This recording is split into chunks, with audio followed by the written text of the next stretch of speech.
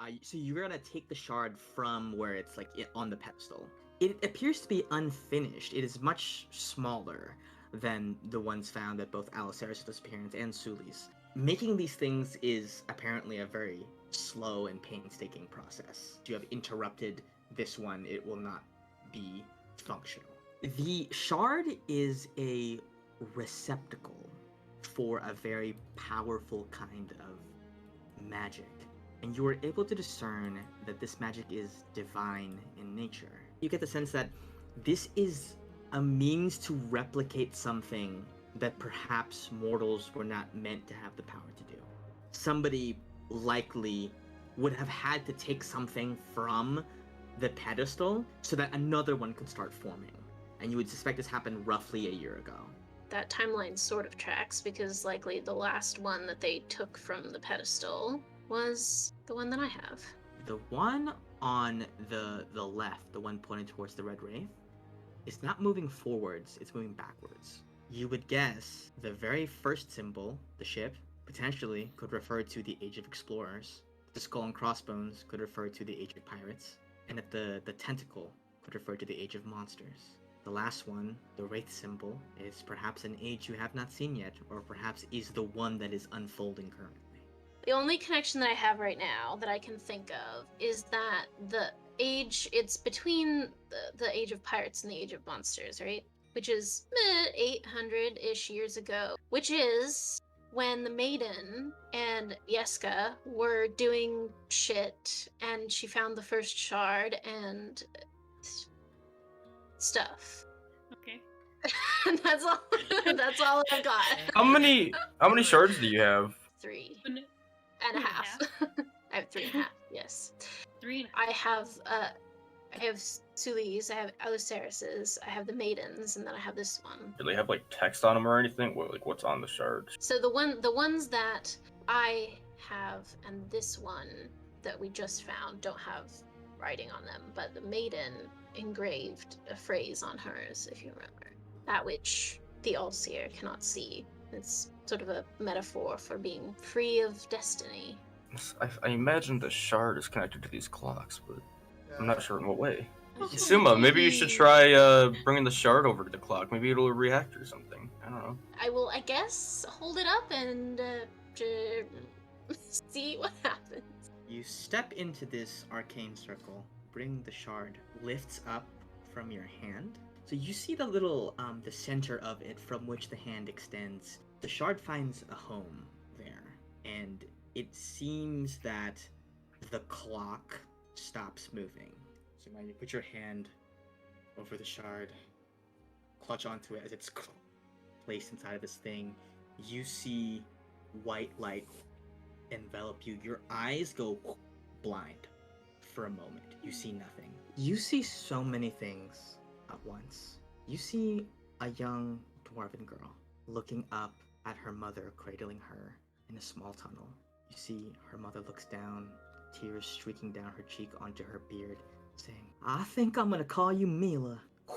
Intercut from that, you see little Mila running around the port of Barvault. You watch her looking at the ships coming in. You hear her thoughts. You feel her emotions in that moment. You hear, "I wish I could go out there.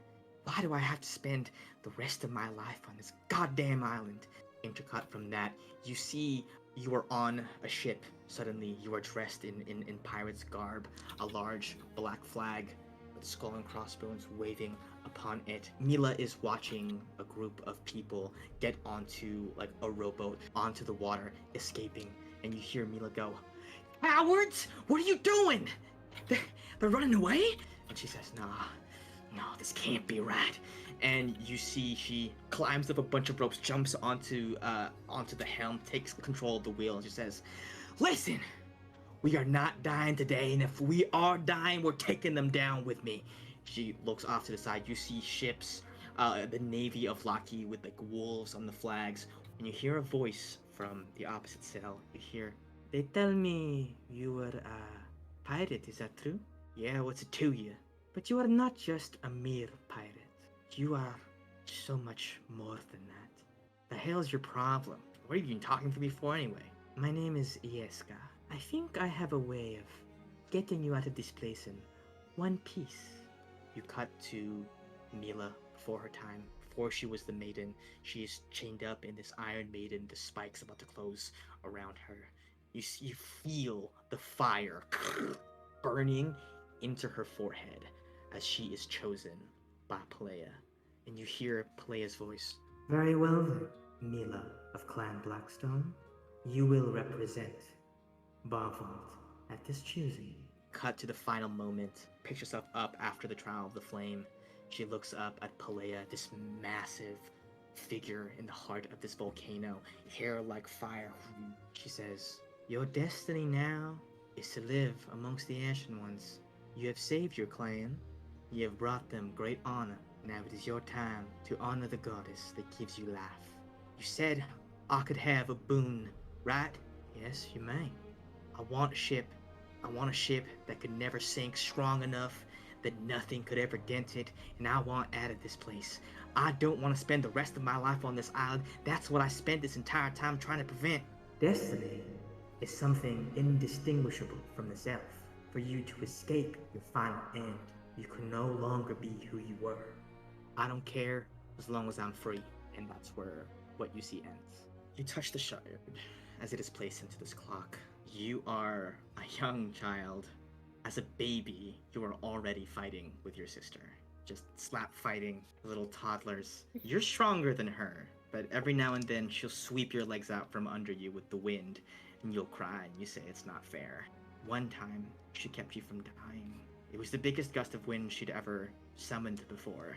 Your mother, Laurel, finally said, "I think that Valere may be extremely blessed with the wind," and you are so proud of her. You become her biggest fan and supporter, and you're well liked. You're good at things. Those fledgling wind cloaks, sure, they can use the wind to spirit themselves up, but you can climb a tree like nobody's business. And one day, your friend Aurelius, he's just come from a trip to Palestrom. You see, he slumps down, and you say, "What's the matter, Relly?" "I made a prophecy. I don't remember it. I don't remember giving it. It's troubling for the kingdom.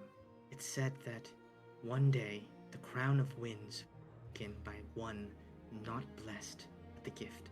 Well, alright, I mean, it's about time, right? Isn't that good news? I know not, but it makes me worry for those of us who may come under his warpath. That is all I'm saying. Later on, your sister Valere, "Listen, brother, Rel is on my case again. You know how he is. Well, he's saying that I shouldn't go out into the forest tonight, but I left something there, and you know what. Can you fetch it for me?" "Alright. I trust you, sister." Alisaris goes into the woods. Ahead of him, he spots a hooded figure with an umbrella. So he says, "Who goes there?" The hooded figure unveils its hood, and you see a beautiful young drow woman with white hair, gray skin, and piercing red eyes. You see, she says, "Alisaris of the Village of the Wind, I am afraid that this is where your story ends." "What do you mean by that?" The voice replies, "I'm afraid in order to save this place, you may have to pay the price, such as you." The vision ends. You stumble backwards, Gallet. They were going for Alisarius. They knew it was going to be him there. Rel said that there was going to be a commoner that was the king. And I guess for them to prevent that from that future, they decided to get Alisarius. So he was the Crown of Winds in the poem then. Why would a drow be taking care of Pilstrom stuff? Well, we know there was a Destiny? drow, right? That with Nazaire and the others in the first party, there was. Oh, you believe that? I guess that makes Question, sense. Zuma. Can you give me a description of that drow that talked to Mila? Did I see her though, or did I only hear her voice Zuma, through the? when Gallet mentions that, you remember as if it was your memory. Yes, What I are you remember. looking She at? looked like this. Oh my goodness, she did look like that. That's the That's same fucking crazy. person. Is it, so Was that Yeska? Like, does she look like anyone I know? I mean, He bears a pretty striking resemblance to Sure. Zisha and her side of the family. Suma, like, his holding his shard. I think he turns actually to Ruby. If you don't want to, I understand, but I sort of want it to be you. Can do that. We've Is done it? the left clock so far. We did No, we both. did more. Maiden on the right clock. We saw Aliceris on the left Oh. clock. Let's do right clock. You place Suli's shard into the right clock. You begin to see things. You see a much less stressed out Suma cooing at you on an island, no. lit warmly by the sun. You grow up in an environment filled with love and excitement and fun. You learn how to wield the blade. You feel power in you that you can't explain. Your mother is more strict than your father, but she's still, her love for you is never in question. These people love you more than anything, and you imagine anyone could ever be loved in the world. So, when they're murdered, it's devastating to you. When your little island home off the coast of Capra is destroyed, your father giving his life to get you out safely. You look at his face as he turns, blade brandished, nodding to you, saying, "I'll hold them off. Take care, my little eclipse." Turning to the side, a fireball already burning in his hand, marching towards the horde of the undead climbing onto the island.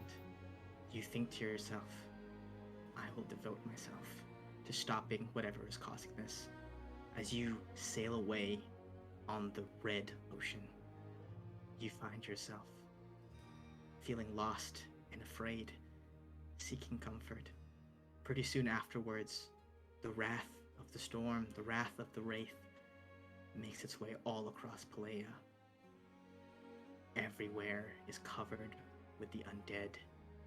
The waters find their way deep into the caverns. You feel a voice call out to you. I can bring them back, you know, your mommy and your daddy. I can bring them back to you. You have a place in the world that I am building. Take my hand now, and you will spare so many. You say yes. The last thing you see, Ruby, is the image of Suli dancing in the center of the ocean aboard the Red Wraith ship. Your vision cuts.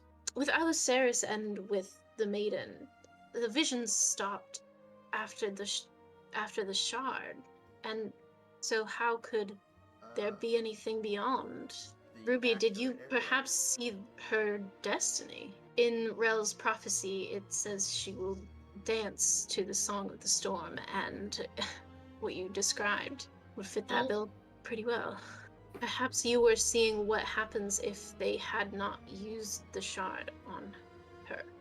Oh, first I have to ask, but did you say anything about the adventuring thing? Like there was an adventuring party? There was like 5 of you. You called yourself the hashtag Destiny Destroyers. Yeah! X. Yeah! It's all they in family. trashed too! They were trashed too! They also suck. Ah. Dude, names are hard for anyone. It's Or not maybe the it's future. like parallel universes, you know? Are we doing anything more with these clocks and the shards? Are you gonna try the left one with the shard you tried before, or are you flipping any of these?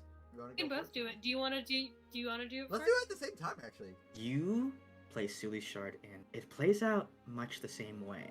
You see all the same things you saw before, except Sumer never dies. In fact, one day, Suli bids Suma goodbye, telling him that they're gonna pick flowers together later on that day. Suli is approached by a hooded figure bearing an umbrella. It pains me to have to do this, but you must be saved. We all must be saved. That is where the memory cuts off. Galatabate. This time, you go into the forest and nobody comes. You and Valera spend a few more years together, and finally you say, "No, sister, I think that I've got a pretty good shot. I think that it's finally gonna work this time. I have a good base of support. Who knows, perhaps there is time for reform. You have always been more ambitious than I. You have my wind with you, whatever you choose to do." You raise a massive revolutionary force.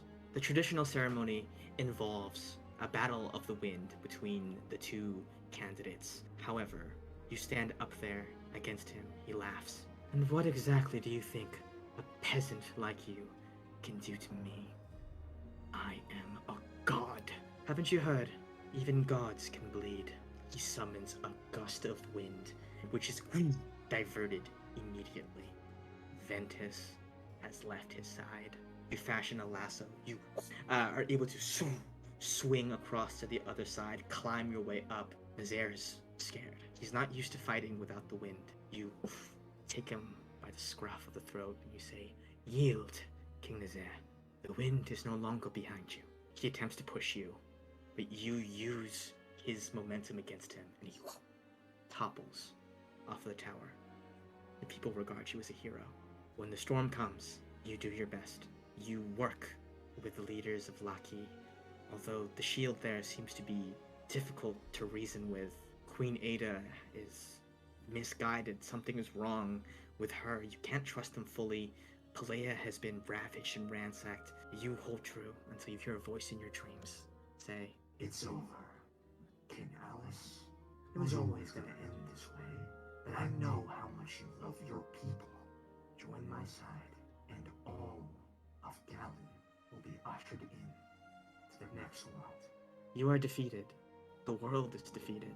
You know you shouldn't, but is it worth all these people's lives just to hold on to this scrap of idealism?" No. So you agree. With you at the Wraith's side, Wind Cloaks, under his control, whatever paltry forces that are sent to stop him are repelled instantly, and the storm destroys the world. Yeah, you look a little shaken, and you're right. Yeah, I believe so. I'll take them all back and store them all. Should again. we not do the last one? We didn't do melee on the left, did we? Oh, Melee, I whatever. suppose we didn't. Interestingly, the clock on the right seems to show you it's what would have happened, but you used the maiden on the right one and it ended the same way. Time Because will her match up. destiny's already been determined. That makes sense. The one on the left So- seems to show you kind of where that destiny was cut off. With the books on the shelves, I'll spend my short rest just looking through them, seeing if there's anything interesting. Yeah, do you want to read the book that you got, The Original Sin? You read through it. The theory that they're putting forward is that there was once a physical god of magic. That there was a time when no mortals on the face of the planet could use magic. The way that mortals gained it was by slaughtering this god and claiming magic for their own. This is what is theorized to be the original sin of mortals. You read on, you find a little thing that seems to have been like talking about like the potential ramifications upon this original sin on mankind. And you see there is some notes scribbled into the margin. Thus begins the great game. Oy. Thus begins the great game. The great game. Do you know what that means? You do find a little passage that says, "It is rumored there exists an oasis within the barren desert of Tirai, one that changes its location constantly so as to not be found, which will grant those who bathe in it eternal youth." You all ascend the set of stairs. You see that you merge onto an island surrounded by a lake. Ahead of you is a massive spire that reaches far into the tall, domed ceiling of the cavern, as if one enormous stalagmite was carved into a city. This is the city of Yasar. Above you, high above you, stalactites hang down from the ceiling with buildings built into them. You see faint torchlight through the windows carved into the stone, rope bridges that connect these massive stalactites from above, and all around you hear the smooth flapping of wings as the shade skimmers, these massive, regal-looking bats, flit about the sky. After a long, treacherous journey, you finally made it. Welcome to Yasar. And you see a group of figures approaching you. The one in lead lifts a hand. The rest fall pin straight. Sumo. You are almost, perhaps caught in thought, unable to react, as this figure lunges for you, wicked fast, and then pulls you into a deep embrace. Zisha whispers into your ear, "I've missed you. And that's where we're gonna end our session. Let's go! Because I wanted to leave Liz with something.